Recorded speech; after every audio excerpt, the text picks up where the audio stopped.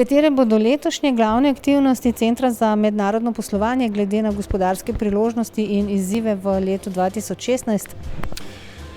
Ja, naš glavni izziv v letošnjem letu bo tako kot lani nagovoriti čim širši krog naših članic in čim bolj konkretno z vsebinami, ki jim bodo pomagale pri vstopu in nastopu na tujih trgih.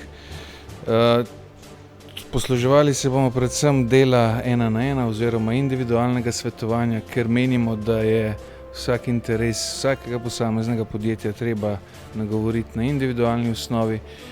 Po drugi strani bomo seveda uporabljali tudi druga orodja, v največji meri dogodke, poslovne dogodke. Veliko bo mreženja.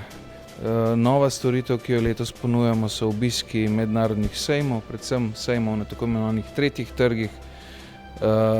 Opažamo, da je kar nekaj naših članic, da jih ti sejmi zanimajo, pa vendarle skušajo iti s našo pomočjo bolj na sigurno za prve tovrstne obiske sejmov. Kako vi ocenjujete gospodarsko sodelovanje med obema državama, kje bo letos največ priložnosti? Sodelovanje je odlično, to vsi vemo, da smo lansko leto zaključili skoraj z 1,5 milijarde evrov blagovne menjave. Je pa priložnosti seveda še vedno veliko, tako kot že izpostavljamo na področju živilske industrije, na področju zelenih tehnologij, na področju gradbeništva, visokih tehnologij, tako da upamo, da tlele bodo se podjetja še malo zmigala in nekaj naredila. Pa mislim da je jako dobra privredna saradnja između Bosne i Hercegovine i Slovenije. Godišnja razmjena se kreće u visini cifre od skoro 1 milijardu eura. To je velika razmjena i ono što je dobro, dosta je izbalansirana, tako da je dosta ravnopravna s obje strane.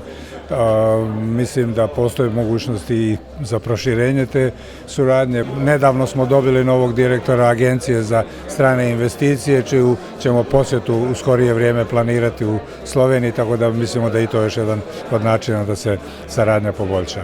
There are lots of opportunities for business, especially in investment between our two countries, in particular with the negotiation of the Canada-EU Comprehensive Free Trade Agreement that we hope to be ratified sometime later this year, earlier next year.